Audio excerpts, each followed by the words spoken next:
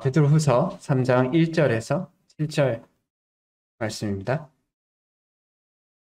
베드로후서 3장 1절에서 7절 말씀 봉독해 드리도록 하겠습니다. 사랑하는 자들아, 내가 이제 이 둘째 편지를 너희에게 쓰노니 이 두 편지로 너희의 진실한 마음을 일깨워 생각나게 하여 곧 거룩한 선지자들이 예언한 말씀과 주되신 구주께서 너희의 사도들로 말미암아 명하신 것을 기억하게 하려 하노라.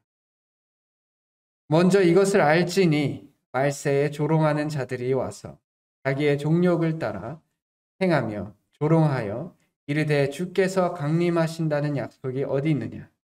조상들이 잔후로부터 만물이 처음 창조될 때와 같이 그냥 있다 하니 이는 하늘이 옛적부터 있는 것과 땅이 물에서 나와 물로 성립된 것도 하나님의 말씀으로 된 것을 그들이 일부러 잊으려 함이로라. 이로 말미암아 그때의 세상은 물이 넘침으로 멸망하였으되 이제 하늘과 땅은 그 동일한 말씀으로 불사르기 위하여 보호하신 바 되어 경건하지 아니한 사람들의 심판과 멸망의 날까지 보존하여 두신 것이니라. 아멘. 베드로가 이제 3장을 마지막으로 베드로가 그의 사랑하는 자들에게 유언의 의미를 담은 이 두 번째 편지를 마무리하게 됩니다. 그래서 베드로 전서도 그리고 베드로 후서도 이 두 편지가 결국 하나의 내용을 담고 있습니다. 그것은 이 사랑하는 자들이 진실한 마음을 일깨워 생각나게 하기 위해서 편지를 썼습니다. 우리도 서로에게 권면하고 또 우리가 영적인 교제를 하고 또 우리가 수요 집회 또 주일날 말씀 집회를 통해서 우리가 하고 있는 것의 모습을 하나로 줄여보면 이와 같이 우리들 마음속에 있는 그 진실함을 일깨워서 하나님을 생각나게 하기 위한 것으로 생각할 수 있습니다. 하나님의 말씀을 생각나게 하시기 위하여 우리가 이렇게 모여 있는 것입니다. 이 진실한 마음이라는 이 단어는 헬라어 두 가지 헬라어가 하나로 합쳐져 있는 합성어입니다. 하나는 태양이고 하나는 분별, 판단하다라는 이 두 단어가 하나로 합쳐져서 진실한이라는 단어가 나옵니다. 이 말은 이제 깊이 보면요. 우리가 어두운 가운데 있으면 뭐가 거짓이고 뭐가 진짜인지 알지 못할 때가 종종 있습니다. 어두울 때는 왜 그것을 발견하지 못해요? 우리가 초등학교 때 배웠던 원효대사 해골물도 큰 개념이죠. 원효대사가 동굴에서 목이 말라 물을 먹었을 때 그 어두울 때 먹었던 물은 해골에 받쳐져 있는 해골 안에 모아져 있는 썩은 물이었을 겁니다. 근데 그 어둠 가운데선 그것을 깨닫지 못하고 마시고 그것으로 인해서 만족했어요. 해가 뜨고 그 모든 것을 알게 됐을 때 이것이 썩은 물이라는 것을 알게 됩니다. 태양이 우리 가운데 비춰졌을 때, 빛이 우리 가운데 비춰졌을 때 우리는 무엇이 우리 마음 깊숙이 자리 잡고 있는지를 깨닫게 되고요. 그리고 우리에게 있어서 빛이 만천하에 보여지게 되어질 때 우리는 무엇이 진리인지를 발견하게 됩니다. 그래서 이 진실한 마음이라는 것은 결국 진리를 찾고자 하는 마음이고 진리가 거하는 마음을 말합니다. 진실된 마음은 그것을 의미합니다. 그래서 베드로가 사랑하는 자들에게 사랑하는 자들아, 이 3장 안에 4번이나 반복돼요. 사랑하는 자들, 사랑하는 자들. 이렇게 사랑하는 자들에게 정말 이해하게 해주고 싶은 건 너희들 마음속에 진리를 찾고자 하는 마음을 두고 살아라. 그리고 그 진리가 마음속에 거하는 마음이 있기를 원한다. 그 마음이 일깨워지면 내가 마지막에 눈을 감아도 걱정되지 않는다는 거예요. 우리가 서로를 사랑할 때 각자에게 원하는 마음이 이런 게 아닐까요? 정말 사랑한다면 그 사랑하는 대상이 정말 진리를 발견하기를 원할 거예요. 베드로도 마찬가지. 우리가 사랑하는 사람들에게 구원받기를 원하죠. 그 구원을 받기 위해서는 진리를 발견할 수 있어야지, 우리가 어떤 존재고 하나님의 어떤 존재인지를 발견할 수 있어야지만 가능한 일이잖아요. 베드로는 그것을 일깨워 주기를 원합니다. 그래서 베드로가 너희들의 그 진실을 추구하는 마음, 그 진실된 마음, 깨끗한 마음, 빛 가운데 비춰진 그 마음을 일깨워서 생각나게 하기를 원한다라고 이야기합니다. 그리고 이것은 베드로가 겪었던 일이. 베드로가 언제 이것을 겪었냐면 누가복음 22장 61절에 62절에 보면 우리 모두가 알듯이 베드로가 예수님을 3번 부인하고 그때 눈이 딱 마주칩니다. 예수님의 눈과 베드로의 눈이. 그리고 그 순간에 베드로가 주의 말씀이 예수님께서 베드로에게 한 말이 떠오릅니다. 오늘 닭 울기 전에 내가 3번 나를 부인하리라는 말씀이 생각이 납니다. 그리고 나서 심히 통곡했다고 했어요. 말씀이 이런 거예요. 우리가 말씀을 보면 우리 마음속 깊이 헤어져 있던 거짓과 속임과 그 체면과 그런 것으로 인해서 다 가려져 있던 나의 마음이 가운데로 다 드러나게 돼요. 그래서 마치 베드로가 담대하게 얘기했잖아요. 나는 결코 예수님을, 당신을 부인하지 않겠다. 담대하게 얘기했어요. 그 마음속 깊이 들여다보게 되었을 때 그 진실된 마음은 예수님을 부인했다라는 거예요. 예수님께서 그것을 깨닫게 해주셨어요. 그러자 베드로가 심히 행복했어요. 우리도 우리 삶 속에 말씀이 우리를 일깨워서 우리 마음 깊이 무엇이 있는지, 그리고 그 무엇인지를 발견하게 되면, 그렇다면 과연 진리가 무엇인지를 발견하는 마음을 일깨워지기를 원하는 거예요. 사실 강단에서 말씀이 선포되지만 성도님들의 마음속에 이 마음이 회복되면 얼마나 좋을까요?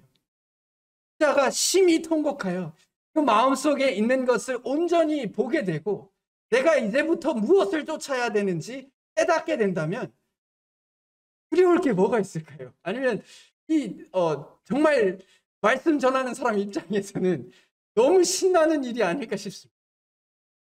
자가 그것이 일깨워진다면 우리에게 그런 은혜가 있는 것이 진정한 은혜 중에 하나다라고 생각합니다. 그래서 베드로가 죽기 직전에 이렇게 얘기하는 거죠. 하는 자들아. 선생님들 유언을 한번 미리 써보세요. 생의 마지막 즈음에 가서 유언장을 쓰는 것도 괜찮겠지만 해바라기 살아있을 때 유언장을 한번 써보세요. 그러면 내 인생에 정말 중요한 게 무엇인가에 대해서 발견하게 됩니다. 그리고 그것을 발견하게 되었을 때 사실 우리의 진실한 마음이 일깨워지는 거예요. 내가 겉으로 교회를 다니고 예배를 드리고 또 교제를 하지만 나의 진실한 마음은 어디에 있는가? 내가 진리를 찾고자 하는 마음이 있는가에 대해서 죽음의 마지막에 섰을 때 우리는 밝히 볼 수 있다라고 생각합니다.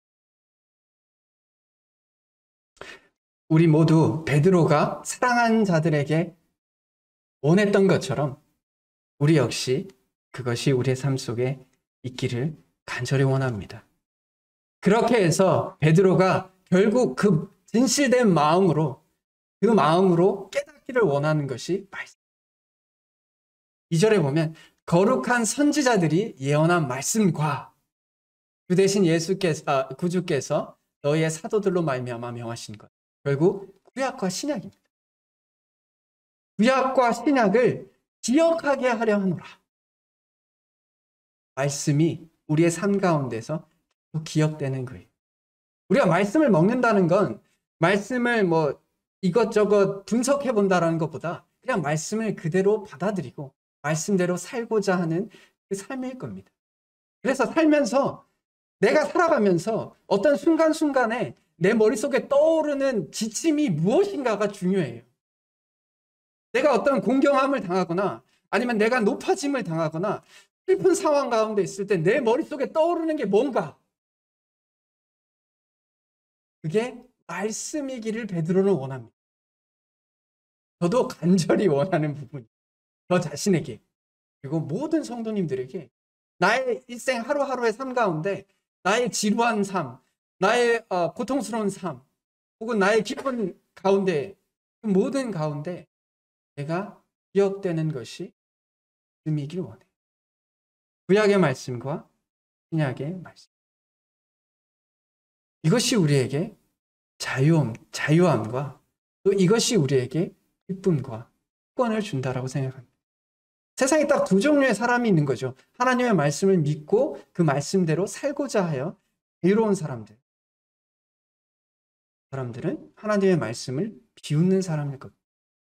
하나님의 말씀을 인정하지 않는 사람들. 여전히 사단의 속박 가운데 있는. 예수님께서 그래서 담대하게 얘기했어요. 너희가 내 말에 거하면 참으로 내 제자가 되고 진리를 알지니 진리가 너희를 자유롭게 하리라. 진실된 마음이다. 이젠 자유롭게 주님 안에서 의의 종으로서 살아갈 수 있게 되었다는 것을. 그래서 베드로 전후서를 통해서 진리에 대해서 계속 얘기해요. 그리고 그 진리를 믿는 것에 대해서 계속 얘기합니다. 왜 이렇게 계속 얘기하냐? 우리가 진리를 믿고 진리대로 살아가는 데 있어서 방해하는 존재들이 항상 있기 때문에 그렇습니다. 베드로가 살아있을 때도 그러하였고요. 베드로가 죽은 지금 이 시대에도 우리의 삶 속에서 항상 진리를 방해하고 진리를 믿는 것을, 진리 가운데 거하는 것을 방해하는 무리들이 있고 환경들이 있고 우리 마음들이 있어요. 이것을 베드로는 염려했습니다. 그래서 경고를 하죠. 조심하라고 얘기합니다. 먼저 이것을 알지니 말세에 조롱하는 자들이 와서 자기의 정욕을 따라 행하며 조롱하여. 이 말은 결국 자기들 수준에서 이야기한다는 얘기예요. 자기가 생각하는 수준에 따라서 그리스도인들을 판단한다는 거예요. 그리고 그들의 수준 안에서 그리스도인들을 판단하니 그리스도인들이 있다는 겁니다. 그리고 그리스도인들이 우스운 거예요. 하나님의 말씀을 보지 않는 자들, 하나님의 말씀을 의지하지 않는 자들에게는 그리스도인들이 참 바보 같거든요. 그리고 어떨 때는 그리스도인들이 참 위선자 같고요. 또 그리스도인들이 참 우스운 존재로 비춰질 때가 있을 겁니다. 실질로 그렇잖아요. 그래서 사실 우리가 교회 안에서야 우리가 믿음 있는 것에 대해서 서로 권면하죠. 그리고 서로 믿음의 희생들을 했을 때 그 희생에 감사하기도 하고 서로 칭찬하기도 하고 서로 권면하기도 하잖아요. 섬김에 대해서도 그렇고. 근데 교회 밖에만 나가봐요. 우리를 알아주나요? 사실? 우리가 만약에 권력이 있고 힘이 있고 돈이 있으면 알아주겠죠. 근데 우리의 믿음으로 인해서 우리를 알아주나요? 그렇지 않습니다. 꼭 우리의 선행이나 우리의 인격이나 그것으로는 우리를 인정해 줄 수 있겠죠. 그러나 하나님을 믿지 않는 자들이 우리의 믿음에 대해서 인정해 주지 않습니다. 저 사람들은 그냥 착하게 살려고 하네. 그 정도 수준일 거예요. 그게 자기의 정욕을 따라 우리를 조롱한다는 얘기입니다.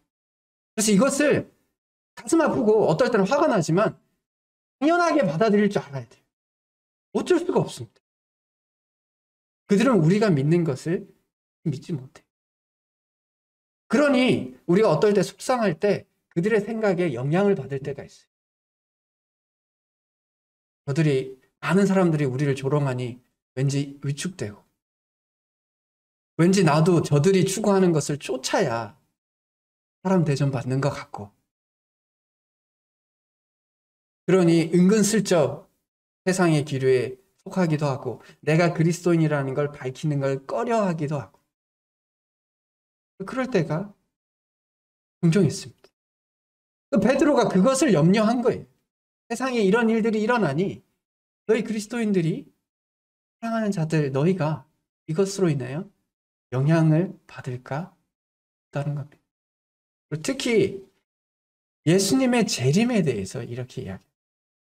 이때 당시에도, 지금도 그렇지만 이때 당시에도 예수님의 재림에 대해서 조롱하는 자들이 있었어요.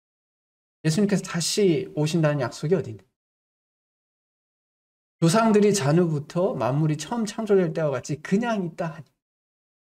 여기 에피쿠로스 학파라는 이제 헬라 학파가 있어요. 그거는 모든 만물은 그대로 보존된다라는 생각을 가진 사람들이었어요. 그러니까 옛날에 창조된 대로 지금까지 그대로 되고 있으니 이게 종말이 있을 것이다. 예수님께서 다시 재림할 것이다. 세상에 심판이 있을 것이다라는 것을 비웃었어요. 없다. 사실 요즘 시대요. 여러분들 그런 거 좀 느끼십니까? 코로나 초반기에 그리스도인들이 약간 긴장했었어요. 마지막 때가 가까운 게 아닌가. 정말 이제 세상의 끝이 다가오고 있다. 라고 많은 사람들이 긴장했어요. 뭐 그 긴장이 잘못됐다는 게 아니에요. 근데 지금 보세요. 코로나가 이제 해결되어 가려고 하는 끝이 어떻게 될지 모르겠지만 끝날 때까지 끝난 게 아니기 때문에. 그러나 이제 정부도 그렇고 세계에서도 그렇고 코로나에 대해서 심각성을 조금씩 낮게 생각하고 있습니다. 그러자 제가 이제 복음을 전하는 청년이 있어요. 청년이 이렇게 얘기합니다. 이 코로나도 다 지나가지 않습니까? 그리스도인들이 그렇게 이야기하는 그 종말이라는 개념도 이렇게 또 인류가 그냥 또 지나가지 않습니까? 세계 2차 세계대전 때 정말 종말이 올 거라고 얘기했는데 다 지나갔지 않았습니까? 또 코로나도 또 그냥 지나가지 않습니까? 그러니까 우리에게 정말 마지막 때가 있기는 한 겁니까? 예수님이 정말 오시기는 하시는 건가요? 라고 묻는 겁니다.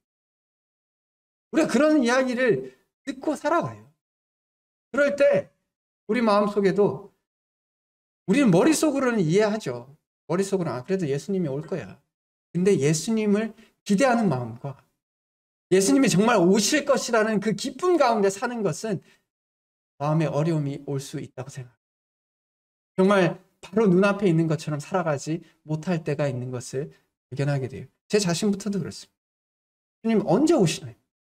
코로나가 그때일 거라고 생각했는데 또 언제 오실 건가요? 우리 마음속에 그런 마음들이 일어날 때가 있습니다.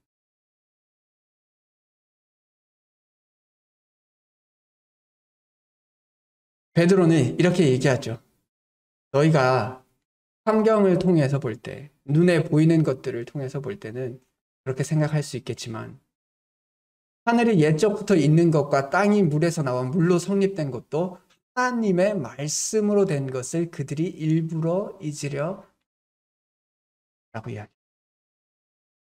그 만물을 보면서도 만물을 보면 그 시작점에 대해서 핑계댈 수 없음에도 불구하고 그리고 그것이 하나님의 말씀으로 된 것을 핑계댈 수 없음에도 불구하고 일부러 그것을 생각하지 않으려고 하는 겁니다. 거짓된 마음이죠. 빛이 들어가 있는 마음이 아니다라는 거예요. 어둠 가운데 있는 마음은 어두운 것에 대해서 그냥 계속 어둡게 있으려고 하는 겁니다. 그래서 베드로가 말하는 진실한 마음, 진리를 추구하고자 하는 마음과 여기 하나님의 말씀을 믿지 않는 자는 일부러 그 말씀으로 귀를 돌리지 않는 거예요. 우리도 가끔 그럴 때 있잖아요. 말씀은 분명히 그렇지만 그거대로 사는 게 힘드니까 귀를 안 기울이잖아요. 이 말씀 보면 당연히 나의 잘못에 대해서 지적하는데 마음이 찔리고 어려우니까 일부러 그것으로 말씀을 보지 않아요. 이거와 같은 마음을 베드로는 경고하고 있는 거죠. 노아의 때가 그랬어요. 노아의 때가 사실 물로 멸망한 때죠. 이 노아의 때에 많은 사람들이 하나님께서 예견한 그리고 작정한 심판에 대해서 비웃었어요. 우리가 비가 안 오는데 큰 비가 와서 물로 쓸어버린다라는 게 되냐. 내 눈에 볼 때는 지금 우리 주변에 있던 이 환경은 절대 변하지 않을 것이고 그대로 노아를 비웃었겠죠. 강가에서 배를 짓는 것도 아니고 해서 짓고 있습니다. 그러나 물로 심판을 받음으로 인하여 그 모든 노아의 가족을 제외하고는 모두 멸망을 맞이하게 됩니다. 하나님의 말씀이 그대로 이루어진 것을 말하고 있어요. 그래서 우리는 말씀으로 우리의 마음을 붙잡고 사는 거예요. 뒤의 환경이 아니라 말씀이 이렇게 될 것이다라고 말씀하시고 계시기 때문에 우리는 그것을 붙잡고 살아가는 겁니다. 하나님께서 이 노아의 때에 일어날 일을 노아에게 직접적으로도 말씀해 주셨지만 노아의 할아버지를 통해서도 그것을 간접적으로 예견하고 있다고 주장하는 의견들이 있습니다. 간접적으로. 이것이 정말 맞는지에 대해서는 제가 100% 그렇다라고 이야기할 수는 없겠지만 성경 안에서 이루어지는 문맥들을 봤을 때 이렇게도 하셨을 수 있겠다라는 생각이 듭니다. 그것이 무엇이냐면 노아의 할아버지는 무드셀라입니다. 이분이 187세에 라멕을 낳았죠. 근데 라멕이 노아를 낳습니다. 182세에 낳아요. 이 두 개를 더하면 몇 살이게요?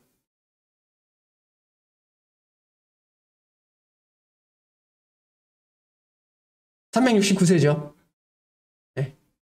제가 잘못 계산한 거 아니죠? 369세 맞죠? 노아하고 할아버지하고 369세의 차이가 납니다.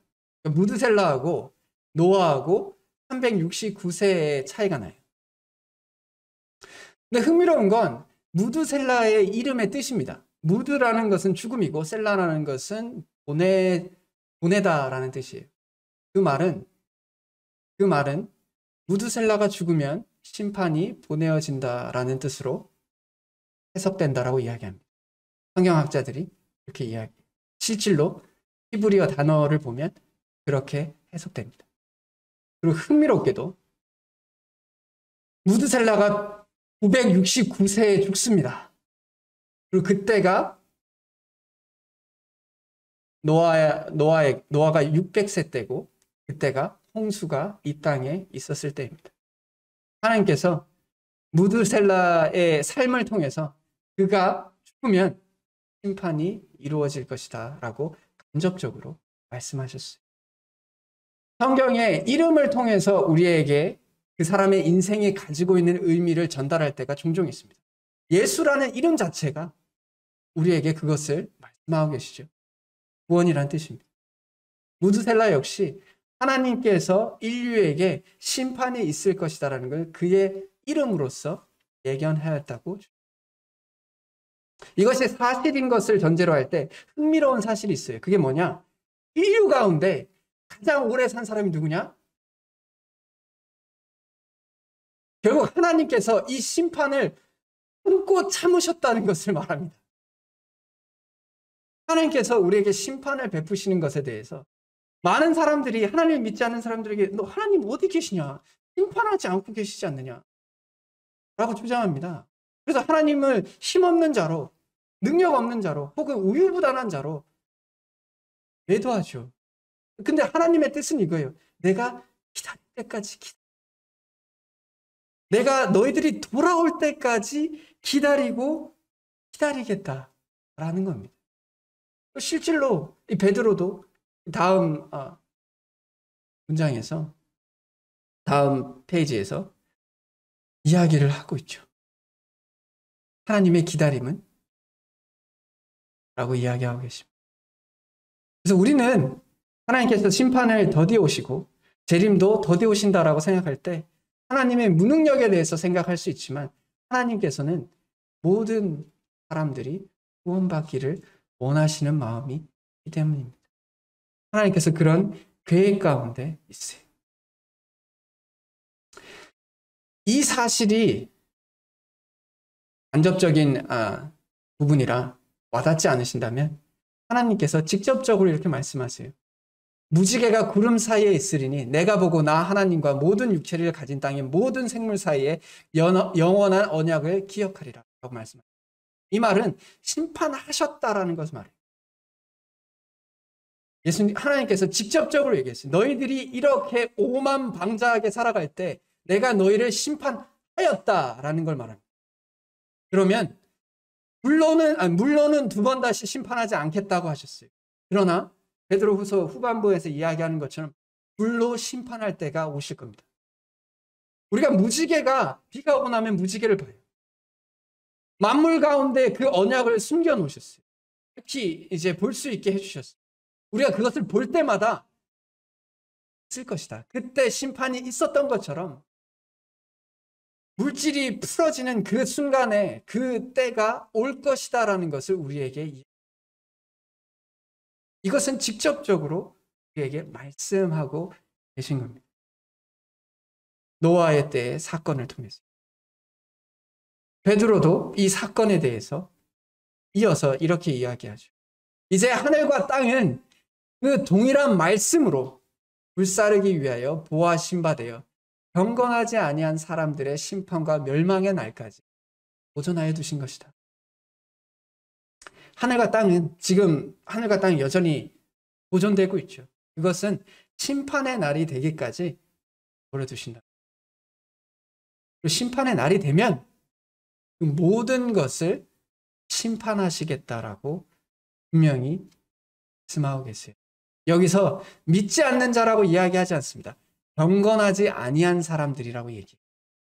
즉 믿는 사람은 경건한 삶을 살아가려고 하는 사람들입니다. 경건한 삶을 추구하는 사람입니다. 경건이라는 것은 복잡하지 않아요. 하나님의 속성을 쫓아 살아가려고 하고 하나님께 헌신된 삶을 살려고 하는 사람들입니다. 그 경건함을 지켜가는 자들이 구원받은 사람이고 그들이 믿음을 가진 사람입니다. 그래서 믿음을 가진 자들이 경건한 삶을 살아가고 그들은 심판과 멸망 가운데, 베드로가 그것을 분명하게 이야기하고 있습니다. 베드로 전서에서도 이 동일한 말씀을 붙잡고 우리가 살아갈 때 우리가 위로가 있기를 원합니다. 우리의 삶 속에 위로가 있기를 바라요. 아직 때가 되지 않았을 뿐입니다. 그리고 하나님께서 길이 참고 계시고 있는 겁니다.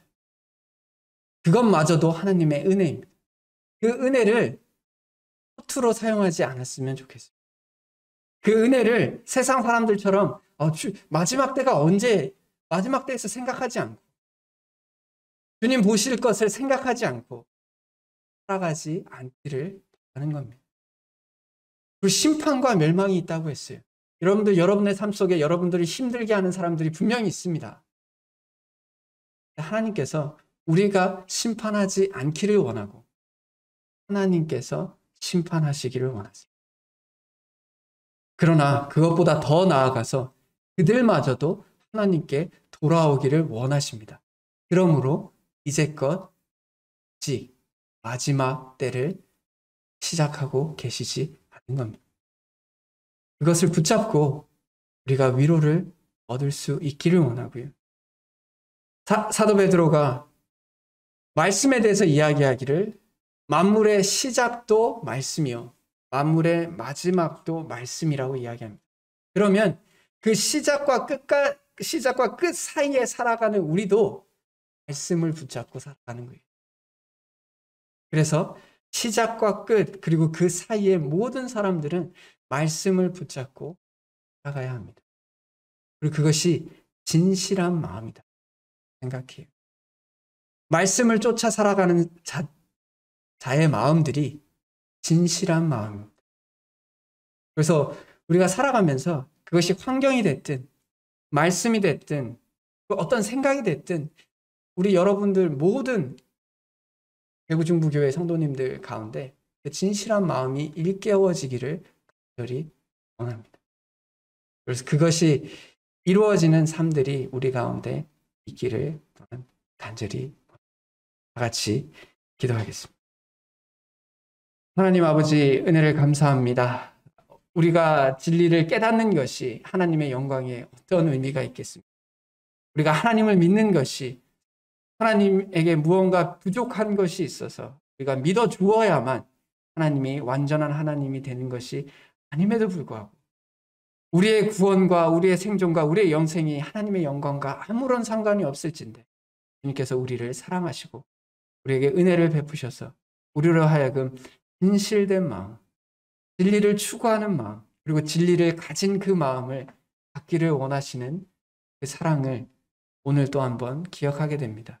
주님, 그 사랑을 가벼이 여기지 않게 도와주세요. 그 사랑을 우리 마음속에 깊이 깨달을 수 있도록 도와주시기를 원합니다. 마지막 때가 더디 오고 있지만 그 가운데 실망하고 낭망하는 것이 아니라 그 가운데 하나님의 마음을 깨달아 우리 주변에 있는 이들에게 아직 하나님을 알지 못하는 자들에게 하나님에 대한 복음을 전할 수 있는 기회를 주시기를 또한 원하고 또한 우리 마음속에 이 세상을 살아가면서 겪는 많은 고난 가운데 그 고통 가운데 위로를 얻기를 원합니다. 주님은 다 계획이 있으시고 또 우리가 끝에 결국 웃을 자들인 것을 기억할 참으로 감사합니다. 우리에게 담대한 마음을 주시고 환경에 또한 사람에게 지지 않는 자들이 되게 하여 주시고 두려움으로 사는 것이 아니라 인과의 친밀한 교제 가운데 평안함과 기쁨으로 살 수 있도록 도와주시고 또 우리가 혹 연약하여 넘어질 때 다시 세워주시기를 원합니다. 모든 것을 우리 주 예수 그리스도의 이름으로 기도드렸습니다. 아멘.